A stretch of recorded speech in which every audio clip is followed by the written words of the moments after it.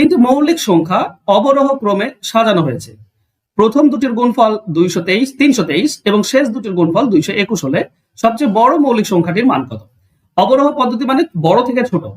ঠিক আছে, ধরো তিনটি সংখ্যা এ, বি এবং সি। প্রথমে এই দুটি গুণ করা হয়েছে মানে এ বি, তারপর এই দুটি গুণ শেষ দুটি মানে বিসি। তার মানে বুঝতে পারছো দুটিতেই বি কমন আছে।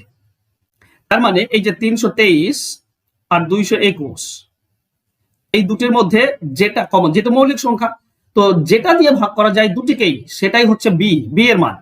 তো দুটিকে কি দিয়ে ভাগ করা যাবে? যদি মুখে মুখে না পারো তো এর পার্থক্য বের করবে।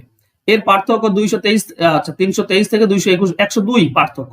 102 কি দিয়ে ভাগ করা যায়? 17 দিয়ে। 17 দিয়ে ভাগ করা যায়। তার মানে এই দুটিকে 17 দিয়ে ভাগ করো, তাহলে তুমি বি এর মান পাবে। সেটা তুমি বি এর মান পাবে। দেখো 323 কে 17 দিয়ে ভাগ করলে 19 পাই, আর 221 কে 17 দিয়ে ভাগ করলে 13 পাই। তো বি তো আমরা 17 পাচ্ছি, তাহলে এ কত হবে? এ বড়টা হবে 19 আর সি হবে ছোটটা 13। এইটাই তো তিনটি সংখ্যা বড় থেকে ছোট হিসেবে সাজানো হয়েছে। ঠিক আছে, এ বি গুণ করো 323 আর বিসি মানে 17 আর 13 গুণ করো, তুমি 221 পাবে। তাহলে বড় সংখ্যা বের করতে বলেছে, মানে এ মান, এর মান কত? 19 হবে আমাদের সঠিক উত্তর। অ্যান্সার হবে অপশন বি। আশা করছি বুঝতে পেরেছো। যদি ভালো লাগে তো অবশ্যই লাইক, কমেন্ট, শেয়ার করে দিও। ধন্যবাদ।